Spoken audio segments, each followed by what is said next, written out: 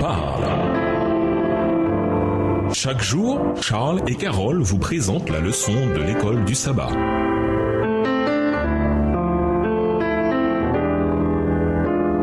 Bienvenue dans votre émission. Dieu nous parle. Nous voilà à la leçon de mardi. Raconter l'histoire de Jésus. Qui furent les premiers missionnaires que Jésus envoya? Ils ne faisaient pas partie des disciples. Ils ne faisaient pas partie de ceux qui le suivaient depuis longtemps. Les premiers missionnaires que Jésus envoya avaient été des aliénés, des démoniaques qui, quelques heures auparavant, terrorisaient la campagne et inspiraient la terreur dans le cœur des habitants des environs. Avec une puissance satanique surnaturelle, l'un de ces démoniaques brisa les chaînes qui le liaient, hurla de manière horrible et se mutila avec des pierres. La détresse dans leur voix ne faisait que refléter la détresse plus profonde de leurs âmes. Matthieu 8, versets 28 et 29, Marc 5, les versets 1 à 5. Mais alors ils rencontrèrent Jésus et leurs vies furent changées. Ils ne seraient plus jamais les mêmes. Jésus chassa les démons qui les tourmentaient et ils entrèrent dans un troupeau de porcs qui se précipitèrent dans la mer haut d'une falaise. Matthieu 8, les versets 32 à 34, Marc 5, les versets 13 et 14. Lisons Matthieu 8, les versets 28 à 34. Qu'arriva-t-il à ces hommes et que trouvèrent les villageois quand ils vinrent voir ce qui se passait? Matthieu 8, les versets 28 à 34. Lorsqu'il fut à l'autre bord, dans le pays des Gadaréniens,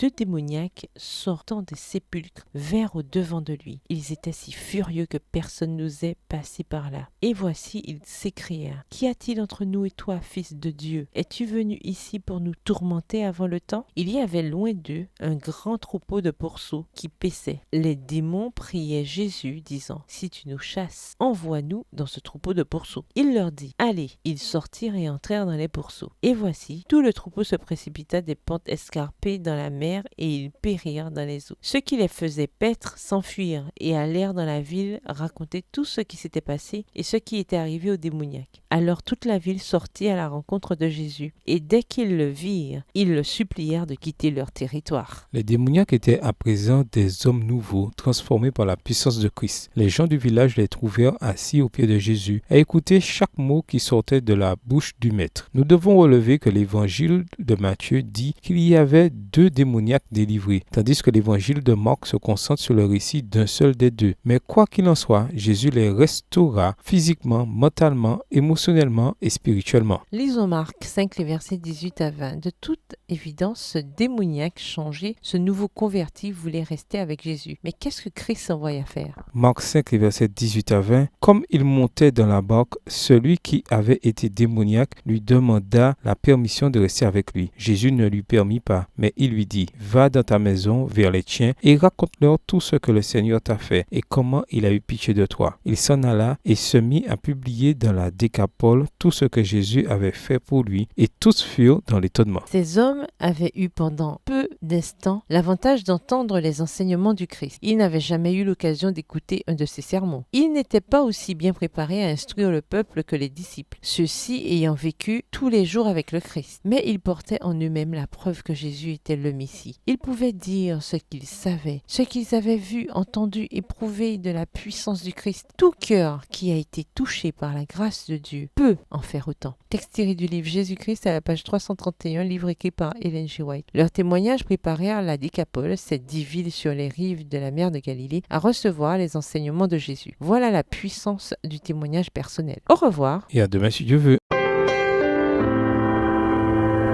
Dieu nous parle. Chaque jour, Charles et Carole vous présentent la leçon de l'école du sabbat.